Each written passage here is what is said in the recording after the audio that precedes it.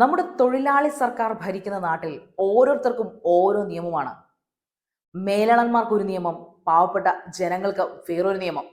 പറഞ്ഞു വരുന്നത് കഴിഞ്ഞ ദിവസം വൈറലായ RTOയുടെ റീൽസിനെ കുറിച്ചാണ്. ഗതാഗത നിയമങ്ങളെ കുറിച്ച് ഘോരഘോരം പ്രസംഗിക്കുന്ന നമ്മുടെ RTO, Pathanamthitta RTO mister Dilu കഴിഞ്ഞ ദിവസം ഒരു റൈഡ് നടത്തുന്ന കാഴ്ചയാണ് ജനങ്ങൾക്ക് കാണാൻ സാധിച്ചത്.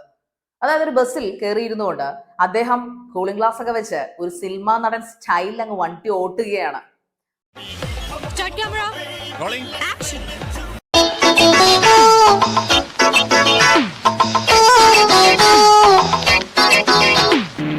മനുഷ്യനെ കൊല്ലാൻ കൊണ്ടുപോവാ.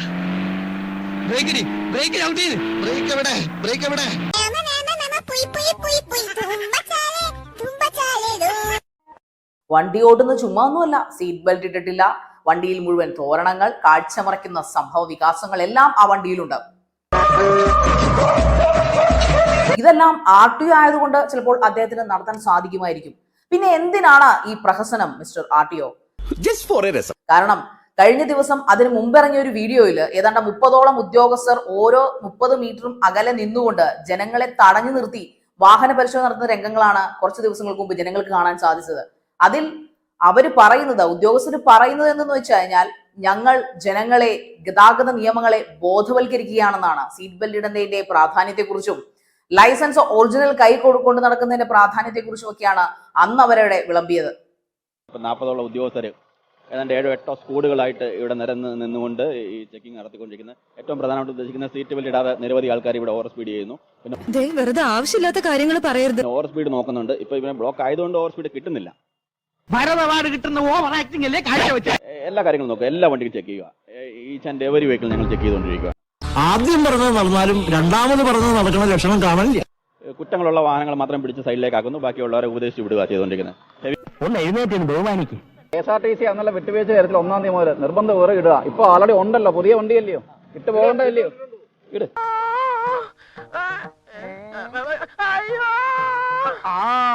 ഈ നമ്പർ പ്ലേറ്റ് ഇന്ന് തന്നെ മാറിക്കോണം. ഇവിടെ ഉരുട്ടി വെച്ചിരിക്കില്ല എടുത്തോണ്ട് പോവാൻ. ഇന്ന് തന്നെ മാറിക്കോണം. 3000 രൂപയാണ് ഇതിന്റെ ഫൈൻ. അതിച്ചിരി കൂടുതലല്ലേ? 3000 രൂപയാണ് കേട്ടോ. തരാം കേട്ടാ. 2 ലക്ഷത്തിലധികം രൂപ പിഴയായി ഈടാക്കി. ഇനി ഇവിടെ നിന്നാൽ എന്റെ പണി പോവും. ഇവിടെ ഹെവി വെഹിക്കിൾസിന് ഇനി മുതൽ സീറ്റ് ബെൽറ്റ് നിർബന്ധമാക്കിയിട്ടുണ്ട്.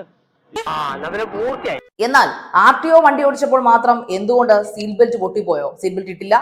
ഇതാണ് ഇവിടുത്തെ വ്യവസ്ഥിതി. We are living in a very cruel society. അതെന്തൊരു മറിമായമാണല്ലേ. അതാണ് ഞാൻ പറഞ്ഞത്, തൊഴിലാളി സർക്കാർ ഭരിക്കുമ്പോൾ മുതലാളിമാർക്ക് ഒരു നിയമവും പാവപ്പെട്ട തൊഴിലാളികൾക്ക് വേറൊരു നിയമവും. അതോ തൊഴിലാളികൾക്ക് സഹിക്കാൻ പറ്റാത്ത നിയമങ്ങൾ, ഒരു തരത്തിലും നമുക്ക് അഡ്ജസ്റ്റ് ചെയ്യാൻ പറ്റാത്ത നിയമങ്ങളാണ് കഴിഞ്ഞ കുറെ വർഷങ്ങളായിട്ട് പാവപ്പെട്ട ജനങ്ങൾ സഹിക്കുന്നത്. പറയുമ്പോൾ എല്ലാം പറയണമല്ലോ. വയനാട്ടിലേക്കുള്ള ദുരന്തത്തിന്റെ ഒരു കാരുണ്യ പരിപാടിയുടെ ഭാഗമായിട്ടാണ് അദ്ദേഹം ഈ റീൽസ് ഒക്കെ കാണിച്ചതും വണ്ടി വോട്ട് ചെയ്തതും ഒക്കെ. പക്ഷെ എന്നിരുന്നാലും പ്രത്യേകിച്ചും നല്ല കാര്യങ്ങൾ ചെയ്യുമ്പോൾ മാതൃകയാകേണ്ട ആൾക്കാർ തന്നെ നിയമം തെറ്റിച്ചാലോ? നിയമം എല്ലാവർക്കും ഇന്ത്യ മഹാരാജ്യത്ത് ഒരുപോലെ തന്നെയല്ലേ? അങ്ങനെ നിയമത്തിന്റെ കാര്യം പറയുമ്പോൾ വേറൊരു കാര്യം പറയാതെ വയ്യ. നിയമം പലർക്കും പലവിധമാണെന്നതിന്റെ ഏറ്റവും നല്ല ഉദാഹരണമാണ് റോബിൻ ബസ് ഉടമ പാവം ഗിരീഷേട്ടൻ്റെത്. വേറൊന്നും കൊണ്ടല്ല, ആ ഗിരീഷ് മുതലാളി അല്ലെങ്കിൽ റോബിൻ ബസിന്റെ ഉടമ എന്ന നിലയിൽ ഗിരീഷിനെ എല്ലാവർക്കും അറിയാം അല്ലെ? എന്തുകൊണ്ടാണ് റോബിൻ ബസിന് ഇത്രയധികം പീഡനങ്ങൾ MVD നിന്ന് സഹിക്കേണ്ടി വന്നതിന്റെ കഥ എല്ലാവർക്കും അറിയാവുന്നതാണ്. എപ്പോ അദ്ദേഹം റോഡിലിറക്കിയാലും അപ്പൊ MVD പാഞ്ഞു എന്ന് അവരെ സീസ് ചെയ്തുകൊണ്ട് സ്റ്റേഷനിലിടും. എന്താണല്ലേ കഥ? അദ്ദേഹം ഒരേ ഒരു തെറ്റേ ചെയ്തിട്ടുള്ളൂ. പാവപ്പെട്ട ജനങ്ങളെ പത്തനംതിട്ടയിൽ നിന്നും നേരെ കോയമ്പത്തൂരേക്ക് ഇറങ്ങാൻ അത് അവർക്ക് സുഖപ്രദമായ ഒരു ട്രാവൽ, ഒരു സംവിധാനം, ഒരു സഞ്ചാരം ഒരുക്കി കൊടുത്തു എന്ന ഒരേ ഒരു പാതകമാണ് പാവപ്പെട്ട ഗിരീഷ് മുതലാളി ചെയ്തത്, റോബിൻ ബസിന്റെ ഉടമ. അതിന് നമ്മുടെ MVD പറയുന്ന ന്യായം കേൾക്കുമ്പോഴാണ് നമുക്ക് ബഹുരസം പരമരസം വരുന്നത്. വേറൊന്നുമല്ല, അദ്ദേഹം പറയുന്നത് സ്റ്റേജ് ക്യാരേജ് എന്ന ആ കമ്മ്യൂണിറ്റി ഇല്ലാതായി പോകുമത്രേ. ഓൾ ഇന്ത്യ ടൂറിസ്റ്റ് ബസ്സിന് അങ്ങനെ ഓപ്പറേറ്റ് ചെയ്യാൻ പറ്റില്ല. അവർക്കൊരു കോൺട്രാക്റ്റ് ആയിട്ട് ഓപ്പറേറ്റ് ചെയ്യാം. ഇത്ര ആൾക്കാരുമായിട്ട് ഒരിടത്ത് ടൂർ പോകാം, ടൂറിസ്റ്റുകളെ അങ്ങനെ കൊണ്ടുപോകാം. ഇതങ്ങനല്ല. ഇത് വ്യത്യസ്തമായ പാസഞ്ചേഴ്സ് വ്യത്യസ്തമായ ഫെയർ വാങ്ങി വ്യത്യസ്തമായ സ്റ്റേഷനുകളിൽ ഇറക്കുന്നു. എന്തൊക്കെയാണ് ഈ കൊച്ചു കേരളത്തിൽ സംഭവിക്കുന്ന? ഇപ്പൊ ചെയ്തിരിക്കുന്നത് ക്ലിയർ കട്ട്. ഞങ്ങൾ ആളിനെ അങ്ങനെ വിളിച്ച് കയറ്റിയിട്ടുണ്ട്. അവർ ഓപ്പറേറ്റ് ചെയ്യുന്ന വ്യത്യസ്തമായ ചാർജ്. ഒരാളിന് 150 രൂപ, ഒരാളിന് 200 രൂപ അങ്ങനെ വാങ്ങിയിട്ടാണ് ശരിയാണ്. അപ്പോൾ പെർമിറ്റ് കണ്ടീഷൻ്റെ വയലേഷനായി. അത് പ്രകാരമാണ് ഇന്നിപ്പോൾ വണ്ടി പിടിച്ചിരിക്കുന്നത്. അങ്ങനെ സ്റ്റേജ് കാരേജായിട്ട് ഓപ്പറേറ്റ് ചെയ്യുമ്പോൾ സ്റ്റേജ് കാരേജ് ഉണ്ട്. അങ്ങനെ നമ്മൾ ഇത് അനുവദിച്ച് കൊടുത്താൽ ഈ സ്റ്റേജ് കാരേജ് എന്ന് പറഞ്ഞാൽ വലിയൊരു മേഖലയുണ്ട്, അത് തകർന്നു പോകും. ഇയാളെന്താ ഒരുമാതിരി പിള്ളേരെ പോലെ? നിയമലംഘനം ഉണ്ട്. ആ നിയമലംഘനം കർശനമായി നിരീക്ഷിക്കാനായിട്ട് ഗവൺമെൻറ് നിശ്ചയിച്ചു കഴിഞ്ഞു.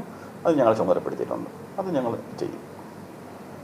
ഇന്നിപ്പം വണ്ടി സീസ് ചെയ്തിട്ടുണ്ട്. വരും ദിവസങ്ങളിൽ അത് ചെയ്താൽ ഞങ്ങളുടെ നിരീക്ഷണത്തിലായിരിക്കും. അങ്ങനെ ചെയ്യാൻ അനുവദിക്കത്തില്ല. സ്റ്റേറ്റിൻ്റെ തീരുമാനം അതല്ല. അതുമായിട്ട് മുമ്പോട്ട് പോകും. എന്തരാണെന്ന് അറിഞ്ഞൂടാ, മുഖത്ത് നിറച്ച് വിനയം വാരിത്തേച്ച് വച്ചാലും ഇടയ്ക്കിടയ്ക്ക് ഉള്ളിക്കിടക്കണ ഫ്രാഡുകൾ പുറത്തോട്ട് തള്ളിക്കാറ് വരും. വാഹനങ്ങളോട് നമ്മുടെ MBD ചെയ്തതും നമ്മുടെ ഗതാഗത വകുപ്പ് ചെയ്തതും ചില്ലറ കളിയല്ല കേട്ടോ. അവരെ മുച്ചൂട് മുടിപ്പിക്കുക മാത്രമല്ല, അവരെ ഇനി ഇതുപോലെ ദ്രോഹിക്കാൻ വേറൊരു തരത്തിലും ഇനി വേറൊരു വഴികളുമില്ല. ദ്രോഹിക്കാവുന്നതിന്റെ മാക്സിമം സ്റ്റേജ് ക്യാരേജ് വാഹനങ്ങളെ ദ്രോഹിച്ചവരാണ് ഈ MBD, ഈ ഗതാഗത വകുപ്പും ഒക്കെ. മാക്സിമം പെർമിറ്റ് വെട്ടിക്കുറയ്ക്കുക, 140 കിലോമീറ്റർ ചുറ്റളവിൽ ഇട്ടാവട്ടം കറക്കുക, ഒരുപാട് ബസ്സുകളുടെ പെർമിറ്റ് കളയുക, ഇതൊക്കെ അവർക്ക് ആവാം. എന്നാൽ പാവപ്പെട്ട ജനങ്ങൾക്ക് ഇതൊന്നും ആയിക്കൂടാ. എന്താ അല്ലേ കഥ? മാവേലി നാണുവാണിടും കാലം മനുഷ്യരാലും ഒന്നുപോലെ എന്ന് പറയുന്നത് പോലെ അല്ല. ഇടത് സർക്കാർ ഭരിക്കും കാലം വരെയും എല്ലാവരും ഒന്നുപോലെ അല്ല സുഹൃത്തുക്കളെ. News desk trending number 1.